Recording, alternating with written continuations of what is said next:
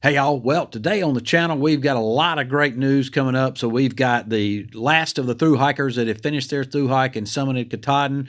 We've got trail closures and trail conditions from firsthand eyewitnesses out there and a whole lot more. So let's go ahead and dive right in with the thru hikers that we've got that have finished their thru hike. So right now we've got Polly Llama and Wet Burrito. They summited Katahdin. They were not folks that we had been following on a regular basis, but they summited on October 1st. And Polly Llama, he was hiker number 118 coming out of Springer, so that means he got started early, and he suffered plantar fasciitis throughout most of his hike, and then he had a emergency root canal in New York. So that is just the plantar fasciitis is enough to suffer through, but emergency root canal, and still he kept on going. So they have finished their thru hike. So congratulations to them. And then we had Gripper and Three Cheeks. They also are not folks that we have been tracking or they have been updating us throughout the course of it, but they're folks that I found that I want to reach out to them, particularly to find out what their summit numbers were. And so Gripper and Three Cheeks, they summited on October 13th. We're going to talk a little bit more about those summit numbers here in just a minute, but that was 5 days before Katahdin closed. And that is, their numbers were 1,088 and 1,092. So congratulations to them. So we don't have too many Sobo hikers out there that are updating us. Don't have any this week. So if you're a Sobo hiker of 2024, love to get your updates and what's going on out there on the trail, no matter where you're at, but especially some pictures or maybe a quick video of the trail conditions. If you've gone through an area down in western North Carolina and Tennessee and Southern Virginia that was particularly devastated, love to see what those conditions are like down there and what it took for you to get through there. We do have the first from the class of 2025 that have sent us in an update. So now is the time of the channel where we transition to 2025 thru hikers that are coming up. So we're going to start featuring some of them. Of course, we do not want to forget about the 2024 Sobo and flip-floppers that are still out there. Love to have your updates, so please send those in. 2025 folks, so this week that we had an update, a video update from Hot Sloth. So Hot Sloth is doing the Bama to Baxter tour. So he'll be coming up from the Pinhoti Trail, and that's where he's at right now, and then in the Benton Mackay, and then intersecting with the Appalachian Trail there around Springer. Of course, where the Benton Mackay comes into the AT, it's not right at Springer, but it's within, like, I don't know, a quarter mile, half a mile. So I'm sure he'll go up there, hit that first white blaze, and then come on back and finish his trip all the way up to the AT and all points north. So looking forward to his updates as he comes up throughout the course of his trip. So obviously the Bama to Baxter adds considerable amount of more mileage to his thru hike than just the Appalachian Trail thru hike. Hey Ramdino, just a quick message. I'm on the Pinhoti Trail headed north. Hopefully by the time I get up there, they'll be accepting some help and maybe I can hike in some water, food supplies, whatever. But anyway, I'm headed up that way. I haven't sent you a message before because I really don't know how. So I'm going to try to figure out how to get this one to you. But yeah, I'm on the Pinhoti headed north into the Benton Mackay and then the AT.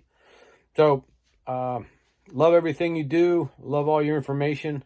And it's really, really crucial for people to get that information that you put out there every week. So take care. And I do have a trail name now. It's Hot Sloth. So Hot Sloth out, Ramdino. And so in keeping with featuring 2025 folks, I want to go ahead and feature our first one that's updating and starting to put his videos in to YouTube. And of course, we're not just limited to YouTube. We're also doing any type of social media that folks are out there. And you don't have to do social media. We will still update you if you'll send us in your updates. But and we still want to support you, but typically people support hikers through their social media, and they can do them through other Facebook groups if they're a member or something like that. But in any case, the first one we want to feature this week after Hot Sloth, and that is Luscious. And Luscious is a pretty neat guy, and one of the special things about Luscious is he was at the Woods Hole weekend, which is a training practicum, dive in with both feet training that Thru hikers attended this year up at Woods Hole Hostel in Virginia. And so I was a part of that, and that was really neat. And this individual's name is Benji, but Benji got a new name while he was there. And so one night sitting around the campground, I can't remember the full story, and I'm sure he'll share it with you, so not going to steal his thunder. But in any case, his trail name is now Luscious. So looking forward to including all of his updates as he updates us throughout the course of his thru hike, and then all the other 2025 thru hikers out there. So if you want to be a part of my support list, then the link is down below where you can go and subscribe and put yourself on that. And of course, if you're part of the hiking community and you're wanting to follow along with folks on YouTube and Instagram and other social media, then the link to that list is down below as well. So go and check that out. Go and subscribe to a couple of your folks that you feel like would be interested. And matter of fact, just subscribe to all of them while you're at it, because we want to support everybody. If you're already on that list, make sure you go back and update it with your social media, because there's a lot of people who have signed up for that support list, but they're not there. They haven't included their social media just because they haven't got it set up yet. But please go and do that. So you just heard me mention that the trails going up to Katahdin are closed. So Katahdin is closed for the NOBO 2024 NOBO hiker season. So it will not open back up until typically somewhere around the 1st of December. So if you have not summited yet, then you'll have to wait till December 1st or sometime thereabout. So there's no guarantee that that will be the date when it happens, just like there's no guarantee when it will close. So this year it closed on the 18th. Last year it closed on the 21st. So that's why the ATC says you really need to summit by the 15th, because it's liable to close at any time after that. Sometimes it's later in October, and typically over the years it has been later in October, but the past 2 years it has not been. So last year in 2024, the highest summit count we had, so in other words, the highest summit number we had from a hiker that we had for the NOBO finish was 2,274. So that means that at least 2,274 hikers had summited for their NOBO season. And that's pretty close to the highest number. There may have been a few after that, but I believe I got that on like the day of closing or the day before they closed. So the numbers I gave you there for Gripper and Three Cheeks, that was from the 13th when they closed, and that was 1,088 and 1,092. So obviously there's only 5 more days for folks to summit, and that is a far cry from the 2,274 that we had last year. So obviously I do not think that we surpassed that. Don't know, because I have not had anybody from 2024 that summited after the 13th get in touch with me and give me their summit numbers. In 2022, the highest we had was 1,428. So the last year was a big year, and it looks like this year is going to be less than it was in 2022. So maybe some of that from 2022 was because people were still concerned about COVID. I know that in 2023 was a huge year, bigger than most, because there was a lot of pent-up demand for it, where people had put off their hikes from COVID, or gotten off from COVID, and subsequent years after that they just weren't quite ready yet, because they wanted to make sure that all the hostels were still open and there weren't any masking or any of those requirements. So and that we were pretty well past the COVID requirements. So that was probably one of the big reasons why 2024 was such a big year. 2023. However, we will see if you're out there and you summited after the 15th, or correction, after the 13th. I would like to know what your summit number is, and we'd also like to feature you on the channel just to celebrate your huge accomplishment that you had there. So we mentioned that your trails of Katahdin are closed, so that's not the only section of the AT that is closed. So obviously there are sections on the AT right now that are closed due to Hurricane Helene and it came through, and all of those are down south in the Virginia, Tennessee, North Carolina area. I am getting some notices that more and more trail closures are opening, but right now there's so much junk out there, so many trees that are falling, and then also the National Forest Service, where most of the AT runs across or runs through, shares that section of it with. They have not had the chance to get out there and, one, do the clearing, and two, do the assessment. How many trees we got down, and there are thousands, I'm sure. Do we have any trail that's washed out, that's completely missing, where we're going to have to do some reroutes? And there are going to be some reroutes. We'll talk about those in just a minute. But I do have some trail conditions coming from some folks that had just come through the Chestnut Knob area there in Virginia. So let's go ahead and roll that video. Okay, y'all, these four just hiked from Chestnut Knob all the way through Not Mall Shelter, and we're almost about a mile from Interstate 81, right? Yep. So I asked a little while ago, I said, is this the hardest section you've hiked on the whole Appalachian Trail because of the blowdowns? And what did you say, Maui Jim? What did I say? Exactly. You didn't even hesitate. You said yes. Yeah. You said this is the hardest section. I said it was worse than Mahoosic Notch. Worse than Mahoosic Notch. Yeah. Okay, so y'all, you two, Mountain Chicken and Dandelion, y'all give me the specifics on where the blowdowns are worst. So starting at Chestnut Knob, it was Coming south. Not really blowdowns for about a mile going south. Going south. And then they all started right away. There's probably like a mile where it's so dense it's like it doesn't really stop. So there's a mile section that it's pretty much blowdown after blowdown, and then after that it stays bad until Not Mall, but it's not quite as dense, but it's still like slows you Right. down. Now, what about from Not Mall south? Is it okay? Pretty fine. Okay. So really from Not Mall Shelter to about a mile before you get to Chestnut Knob going north? That's the worst of it. Okay. Just as bad as the Mahoosic Notch, right? Worse. Maui Jim? Worse than the Mahoosic Notch. Okay. Do we have anything to say over that cold turkey at all? Don't do it in the dark. Don't do it when it's raining. It's raining. Don't do it alone in the cold. In the cold. Don't do it alone. With all of your And she didn't get into the shelter at 8:30 last night. Slept about an hour. She had a really hard time getting warm again. How much snow was on top? You stayed at Chestnut last night? About 2 inches. 2 inches up top last night. So, y'all want to say any kind of warning to everybody? Do it or don't do it? You could do it. Just be careful. Give yourself a lot of time. Yeah. Don't and leave early if you're gonna do it. And Lick Creek, you have to walk through Lick Creek's not too bad? Not bad. Okay. Thanks, y'all.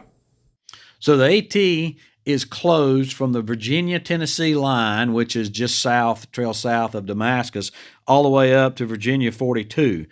And Virginia 42 is about 2 miles trail south of the Not Mall Shelter. So you heard them indicate that they were aware of the conditions there at Not Mall. So if they continued past 42, they actually went into a closed area, which I do not say that is something that you should be doing. As a matter of fact, I will say that you should not be going into a closed area because to begin with, that's the law. The National Forest Service, where they have closed an area, I've heard from hostile caretakers that they are fining people. So hostile caretakers are not shuttling people into closed areas of the ones that I've spoken with. So you don't want to get a fine to go in there, but it's just illegal. It may be dangerous to go in there as far as how many trees and stuff are down and how much you're going to have to get around and work around all that, and that just leads to possible injuries, maybe significant injuries where you have to be evac'd out of there, and in an already stressed environment from search and rescue that's going on up there, they don't need to come and search and rescue you because you proceeded into an area that was closed. So I would say that is not a good thing for you to go and do that. So before we go ahead and bring you the rest of the closures and the trail conditions we got out there, we need to hear from our sponsor, Element Drink Mix. As you're getting ready for the fall hiking season or to go out there and help trail maintainers clear the trail, you need to order you a good supply of Element drink mix right now, because whether you're hiking or working on the trail out there and helping to clear the Appalachian Trail, you're going to be sweating out those electrolytes. And Element drink mix has got everything in it that you need to get those electrolytes back in you that you're sweating out. It's got 1,000 milligrams of sodium, 200 milligrams of potassium, and 60 milligrams of magnesium. No junk, just what you need to get out there and get those electrolytes back in. There's no sugar in it. It works with any kind of diet, whether it's vegan, paleo, you name it, meat eater, omnivore, it works with all of them. Right now, you can go to drinkelement.com/Ramdino, and you can get, with any order, a free sample pack of all of their awesome flavors that they got out there. So that's drinklmnt.com/Ramdino. Go out there and get you some. So back to the rest of the news. So there are sections of the Georgia, Washington, Cherokee National Forest that are closed. Folks, like I said, don't need to be continuing past that. Still supporting hikers, still believe in what you're doing out there, and still hope that you finish. But in the meantime, there's plenty of trail that's open. You can flip around those sections and go and finish that section of the trail. And then hopefully when you get back, those will be open. Of course, you can come back later on in the year and finish those if they are not open. Like all of Georgia's open right now. And if you're a flip-flopper and you haven't finished some sections above those, then you can go and do those as well. Fortunately, there's not a lot of people proceeding into those areas. Fortunately, most hikers are staying out of those areas. So appreciate folks that are doing that and letting the crews get in there, and where they are getting in there. And there are crews getting in there now, and folks that are working on getting some of that cleared. So I think it's going to be cleared sooner rather than later. But in the meantime, let's get them the opportunity to do that.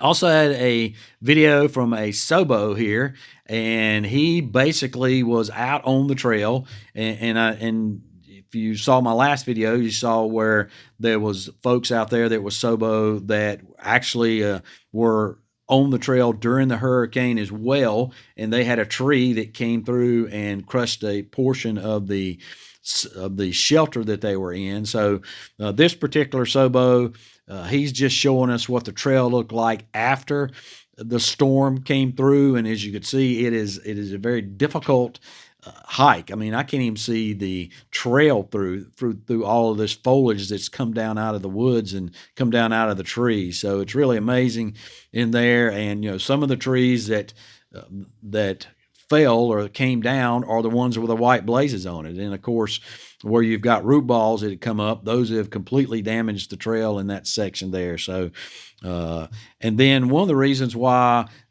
he continued on was he didn't have cell service. And so he was out there and couldn't understand why he couldn't get a fix on his, where he was, couldn't determine, get a call in, couldn't get any type of broadband or anything like that.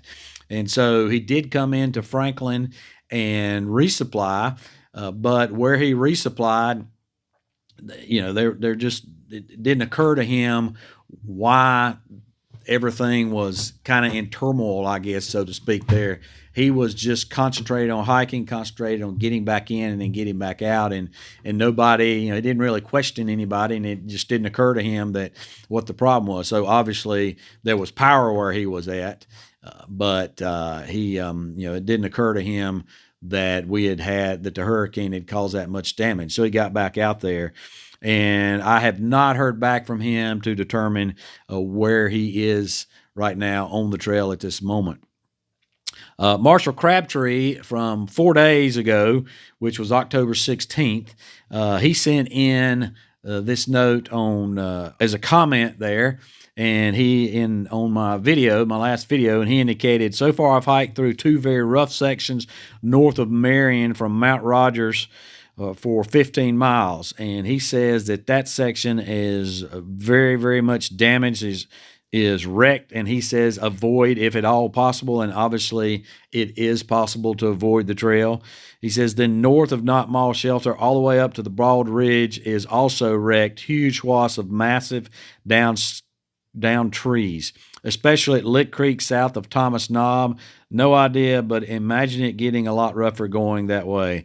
I was at Thomas Knob when a storm hit. So Thomas Knob Shelter is on an elevated section there, kind of in a bald area.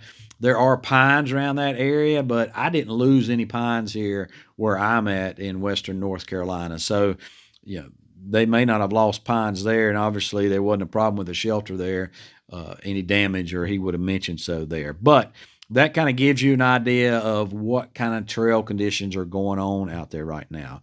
The ATC, as of the 18th, indicates that they have confirmed that the AT in the Pisgah National Forest, which is Davenport Gap to Doll Flats, remains closed. So that is through, you know, from the edge, from the northern section of the Smokies, all the way through Hot Springs, all the way through Roan Mountain Highlands. It says the National Forest of North Carolina reopened the Pisgah Ranger District today, which does not overlap with the AT. So the Pisgah National Forest and the Pisgah Ranger District are two different entities. They may be linked somehow, but they are two different separate sections. So the AT is still closed through the Pisgah National Forest. They indicate since extended hiking trips in this section are not possible without crossing closed Pisgah National Forest land, and that's because there is some forest land in there. I believe it's from the Cherokee that is open, but however, the trail goes back and forth between North Carolina and Tennessee, and it goes from, you know, Cherokee Forest into Pisgah and back and forth. So, you know, Pisgah's closed, Cherokee's not.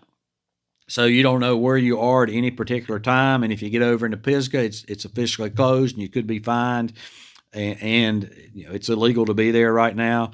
They indicate backpackers and long-distance hikers should continue to postpone trips to the AT between Davenport Gap and US 19E, which 19E is on the other side of Roan Mountain. Day hikes via side trails from the Tennessee side may be possible so long as hikers remain entirely within the Cherokee National Forest. So there are some feeder trails that come in there and other approach trails that come in to the AT through the Cherokee. However, the actual AT through that section there in the Pisgah National Forest is closed. They also further indicate while most of Cherokee National Forest is reopened, Forest Service assessment teams report impassable conditions along much of the AT in Tennessee, particularly from Sam's Gap to the Tennessee-Virginia line. This includes an estimate of over 2,000 downed trees. Backpackers and long-distance hikers should continue to postpone trips to this section. And then the Cherokee is also closed around the Watauga Lake area as of October 15th per the National Forest Service. So these maps kind of show the extent of the trail that's closed in that area. And Far Out already has a reroute through that area, although that reroute doesn't indicate about the closed area. So the reroute takes you around a section of the lake there. So apparently they had some damage to the trail that's close to the lake. And so there's some road walking that you're going to be doing there. There's actually some road walking trail north of there anyway, where you get on the Watauga Lake Dam Road and you walk up through there before you get back into the woods. But in any case, there's a little more road walking now. And of course, that section before you get there, according to the National Forest Service, is closed. John Kinzel, he sent me a link for a geologist that explains why Erwin, Tennessee got so much water coming down on the Nolichucky River there. And it's a pretty interesting YouTube channel that this guy has, and a particularly interesting post that he did. And it shows that basically a huge amount of western North Carolina is a watershed that goes into the Nolichucky, of course, that goes into Erwin. And that's why we had that huge concrete bridge that got washed out there right at Uncle Johnny's.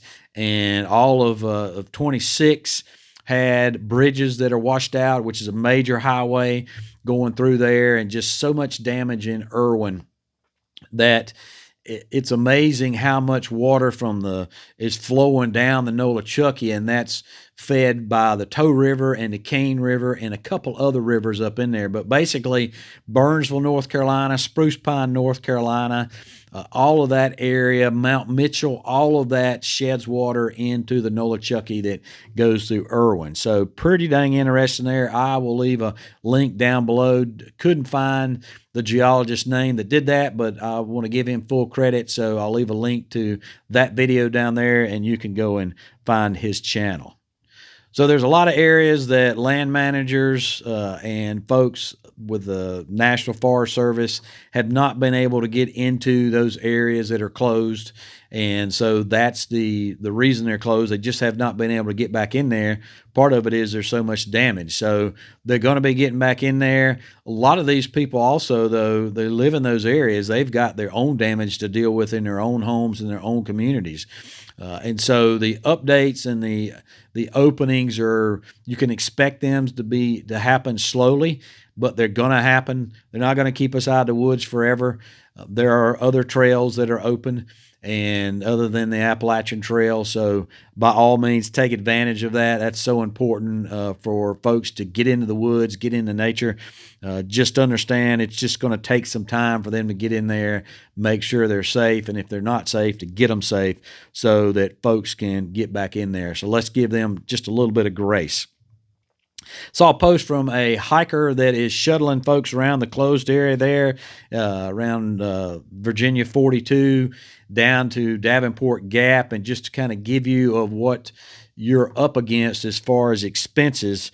The price he was quoting was 3 hikers were going to be $85 each, and 2 hikers were $120 each. So obviously, that's a pretty significant expense to shuttle around that. Of course, it's going to be a 3-hour trip, and I'm pretty sure that's 3 hours one way for that shuttle driver. So, I don't know that I would do it for that amount. But in any case, a lot of shuttle drivers and a lot of people in the hiker community don't do it because they're trying to make a killing. They do it because they're trying to support the hiker community. But the communities on the trail there are devastated by the storm, and so I urge you as soon as possible, even in areas that are open now, like down in Georgia, up in Virginia that have reopened, and other different places, I would urge you to take advantage of that and get out there and spend some money with these hostels and these communities and these shuttle drivers out there, because this has impacted them. It's impacted hikers mentally, but it's also impacted them economically. And so please get out there and support them and just help them get back on their feet, help them recover. This is a huge time of the year when they have a lot of reservations coming in and a lot of income coming in because of the fall colors, and now they're going to miss part of that. So get out there and support them. And then some other news not related necessarily to Hurricane Helene is that the officials with the Great Smoky Mountains National Park, they have closed Derrick Knob Shelter, which is NOBO Mile 190, due to a lot of bear activity. So a lot of bears have apparently come around that shelter and come into the shelter. And so anytime that happens, then they will go ahead and close it and allow those bears to disassociate that with any type of food that is there from hikers that may have been careless and left trash or food or what have you there. And so hopefully that will clear up here sooner rather than later, particularly in the cold weather when bears may start to hibernate. Not all bears hibernate down south, or they certainly don't do it for long because it just doesn't get cold enough down here. The end of days hike there on the Foothills Trail that we've been doing. This will be our 4th year doing it. And right now it's still on. The Foothills Trail received significant damage. And, if this is any indication of the damage that the Foothills Trail's down in South Carolina and kind of southwestern North Carolina. So this is the first trail, other than what we've already shown today, this is the first trail pictures I've seen, and it looks like total devastation out there on the trail where you can't even see the trail in part. So, if that's any indication of what happened down that far south, in western North Carolina where the trail goes through and into Tennessee and Virginia, I can only imagine how bad it is there and how long that's going to take to clear. But the Foothills Trail right now is, for the time being, is on, and I'm excited about that.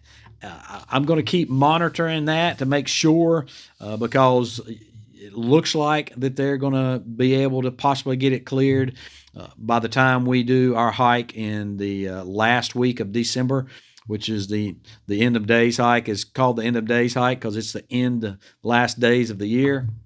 But I had somebody from the Foothills Trail that does a lot of work on the Foothills Trail and has done it multiple times and lives in that area and is associated with them somehow. And he indicated that he felt like that they would definitely have it cleared by the time we do our hike. So I'm excited about that. And so right now, stand by.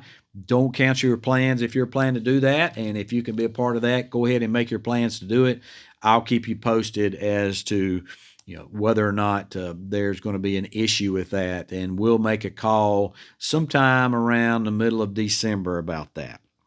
I want to also thank you for your prayers and everything that everybody sent my ways, and your good thoughts and your good vibes, whatever you sent me. I want to appreciate that as I went and served in the devastated areas in western North Carolina. It was definitely an experience, and I think everybody ought to get out there and do that. If you don't want to do it in just a random area like Asheville, North Carolina, or some other community off the trail, Chimney Rock or Lake Lure or something, then go to a trail area. Go to, an area like Damascus, or go to an area like Hot Springs or something like that. But make sure you don't self-deploy. Make sure that you've made arrangements to be there, made arrangements to have a place to stay when you get there. You don't want to just show up and then be a burden on folks up there. The devastation when you get there it just makes it a whole lot more real than to see it on social media or to see it on the news. And really now the news is calmed down and you don't see it near as much. The news cycle runs about a week to 10 days and then it's on to something else. So you're not even seeing it on the news anymore. And so, but you can go up there and you can see the devastation firsthand. You can see it on the people's faces. But the biggest thing that I noticed by and large about all the people we went to serve is that, they didn't seem to be mad or they didn't seem to be depressed. They all seemed to be, full of hope. And I mean, maybe that was because we were there helping them. I don't know, but they were just seemed to be in such a great mood, and everything seemed to be, relatively normal with all their stuff laying out there on the curb or with a tree through their house or on their house. It was just amazing to me, the attitudes that the people that they had. I don't know if I would have that good an attitude like they had up there. So kudos to them for doing that, and the folks that go up there to serve them. Also want to remind you of that this is hunting season in a lot of the South down here, a lot of the areas that Subos are going through. So in day hikers and section hikers and through hikers, you need to be wearing something orange. There's a lot of crazy hunters out there that probably got buck fever or bear fever, whatever they're hunting right now. And you need to be careful. And the best way to do that is wear orange. I would wear something orange on your head if you can, definitely on the top of your pack, because there are crazy guys out there who may take a shot at you without even seeing what you are because they hear you coming through. So keep that in mind as you're out there on the trail. And then also go and check out these videos here where I did videos about the original devastation that's been occurring out there.